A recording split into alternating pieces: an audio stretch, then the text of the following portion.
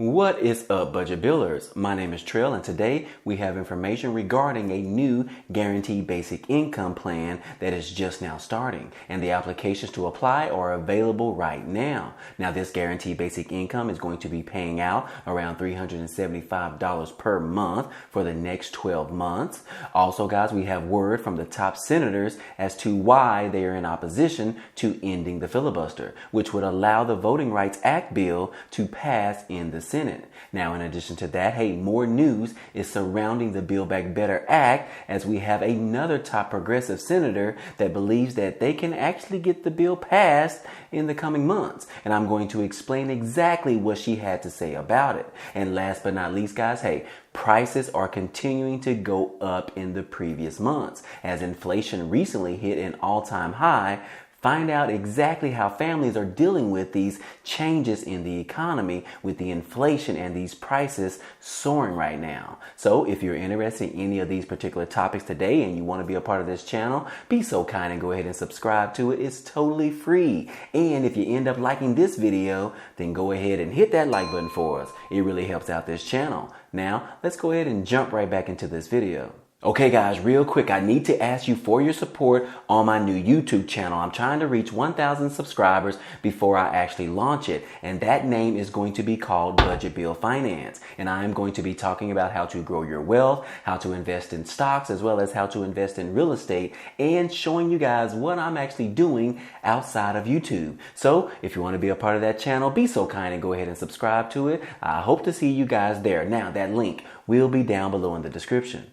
Inflation has reached an all-time high over the last 39 years, and the prices of everything from cars all the way up to a yoga mat are constantly increasing. Now, this particular article talks about the rising prices is now putting American families in deeper debt. Spending is finally starting to catch up with consumers, and now Americans are deeper in their debt. After a year long of strong retail sales, consumers are starting to feel the impact of the inflation and the real income as it materializes across the economy. Retail sales dropped to 1.9% at the end of 2021 as rising costs weaken holiday spending. Although some experts argue that holiday sales began earlier this year to avoid the supply chain issues and shipping delays, but the Omicron variant prompted some folks to actually shop online. Now, the slump in sales is not only manifested in retail stores, but also in non-retail markets, which plummeted about 8.7% month over month. Now, U.S. households are spending more on housing, food, gas, transportation, as well as medical care, and falling deeper into the red line of their accounts. From credit cards to car loans, the average family now owes around $155,000. Which, to make matters worse, the Fed has already announced that they will be increasing the interest rates at least 3 times this year in 2022. So that's just going to make things a little bit worse than what they've already are. But what do we plan on doing about this all? We are still hoping that the Biden administration will be able to pass the Build Back Better agenda, because that is going to actually restart those child tax credits. And as we know, more than 30 million families have already lost their child tax credit checks starting this past weekend, which we know those particular stimulus checks were actually going to come out on Saturday, which was January the 15th. But because they were unable to pass the Build Back Better agenda, which was going to restart these child tax credits, millions of families are doing without because they are missing out on those particular stimulus checks. And what do we know about that, guys? The Biden monthly payments to families was considered like a godsend, but now parents are a little bit terrified about what comes next. Now, parents told Insider how the monthly payments have been helpful, such as for mortgage payments, but one said that the payments meant that she could keep working amid the pandemic and its effect on schools. But on the flip side, a single mother with 4 children living in West Virginia, and the monthly payments parents received from the government from July to December were a lifeline for their families. And thinking back to the first payment in July, Hollinger told Insider that it was just the relief of knowing that she wouldn't have to pay the bill lottery. It was basically, as she said, that it was just enough money to pay all of her bills and to have a decent sitter that she trusted to watch her kids as she go to work every single day. But what do we know going forward, guys? Hey, millions of families are doing without because they don't have to rely on these child tax credit checks, which some individuals were receiving up to $2,000 per month. So that was a huge increase that helped keep people and families from falling below the poverty line, which is why the child tax credits was actually designed to do. And that's exactly what it's done. But 30 million families are now doing without these particular stimulus checks coming every single month on the 15th. But in stimulus update news, guys, hey, the Democrats are making voting rights push ahead of the Senate consideration. And what we can expect this week, guys, the Democrats are hoping to push the voting rights bill to be passed in the Senate sometime this week. But they still face the opposition from Senator Christine Sinema as well as Senator Joe Manchin. They continue to be in opposition from removing the filibuster, which would allow this voting rights bill to be passed in the Senate. What we know so far is Senate Majority Leader Chuck Schumer has vowed to hold a vote on changing the rules to the 60-vote legislative filibuster if Republicans again oppose voting rights reform. But that threat was muddled last week when Senator Joe Manchin and Christine Sinema said that they support the legislative hurdle and will not move to change it for election reform.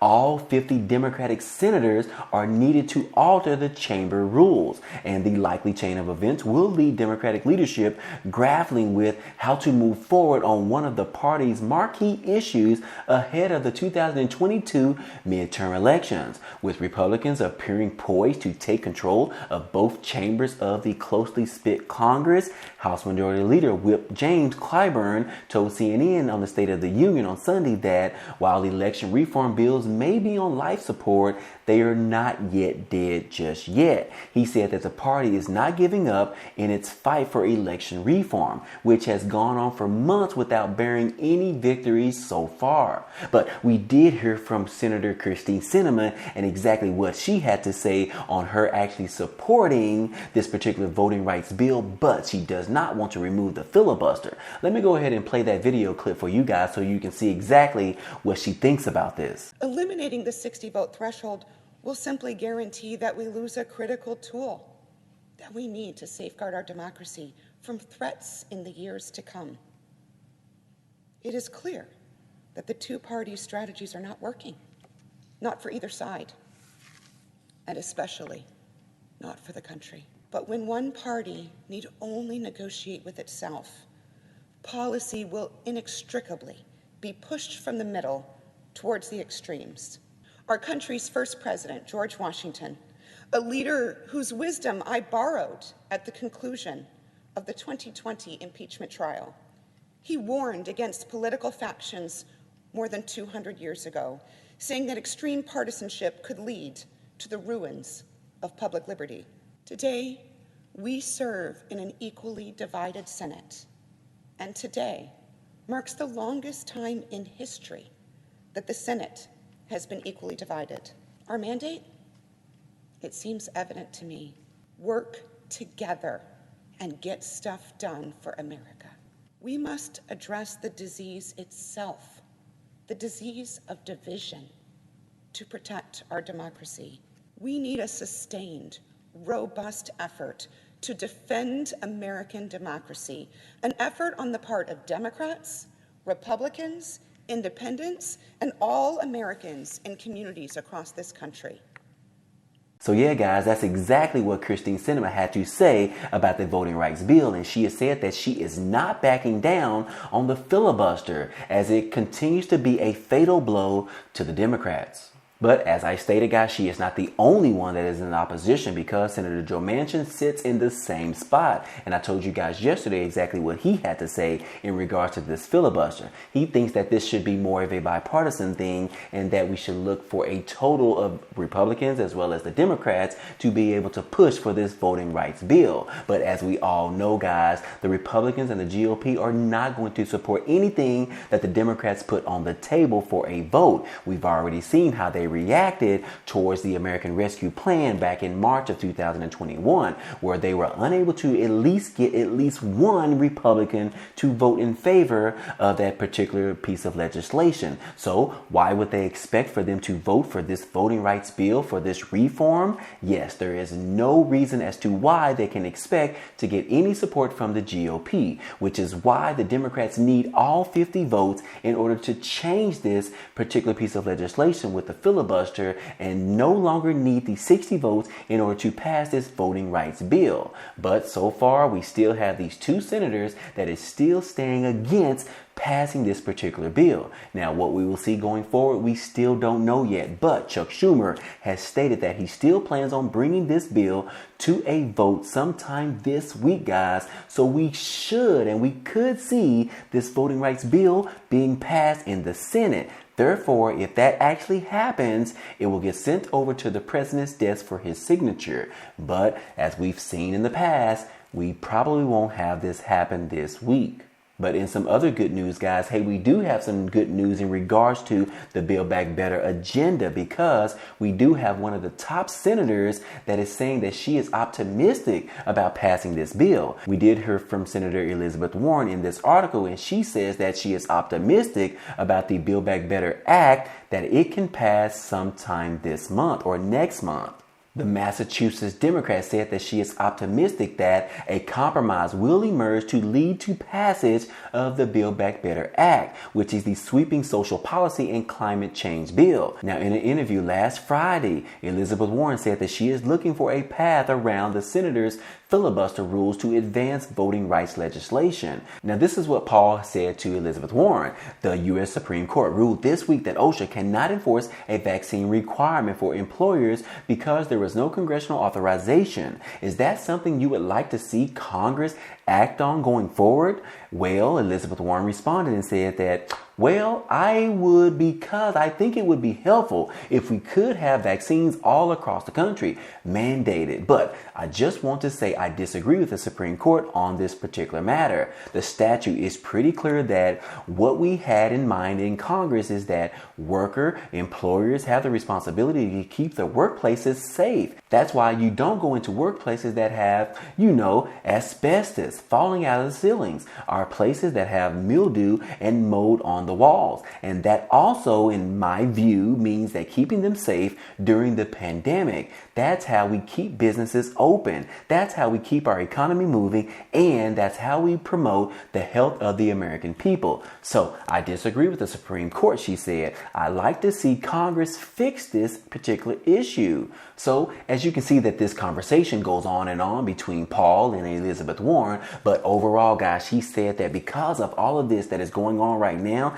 and the crisis is still going on, considering the Omicron variant continues to be super contagious all over the world, as well as the inflation continuing to increase and prices continuing to increase as well. She believes that because of all of this information that is going on right now in our economy, as well as the interest rates that are continuing to increase at least 3 times this year, she believes that the Build Back Better plan has an opportunity to actually pass sometime this year, and hopefully in the earlier part of the year. She says that she has already been discussing things with Senator Joe Manchin, and they believe that they can get his support on this bill, but they still need to work out a few kinks within the negotiations of this bill. So yes, guys, Elizabeth Warren is very confident and optimistic that the Build Back Better agenda, which is part of Biden administration's goal in passing sometime this year, considering that they were unable to pass it last year, she believes that they will be able to get further along with passing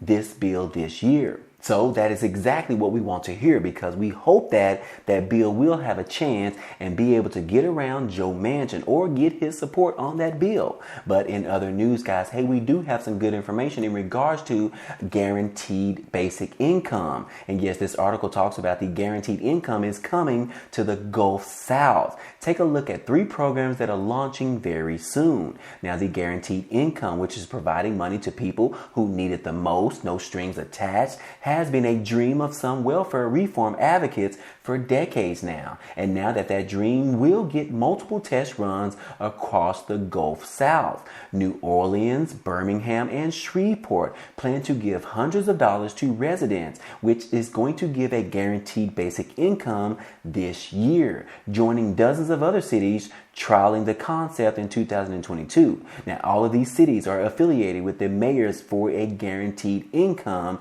a group of more than 60 mayors advocating for making guaranteed income available across the country. Now, MGI argues individual city-led pilots are an important step towards this goal and has provided each city with $500,000 in funding. So yes, Birmingham, Alabama is going to be offering 110 mothers in the city about $375 per month for 12 months. Now, this particular basic income is going to be starting in February. Now, this particular plan in Birmingham is called Embrace Mothers and is going to run for 12 months and is going to give out $375 per month. And then in Louisiana, we have about 125 young adults ages between 16 and 24 years old are going to be eligible to receive $350 for up to 10 months. And yes, this plan is actually starting this month in January. Now, this particular guaranteed basic income is taking a different approach because it is going to be giving money to young people instead of giving it to low and moderate income individuals.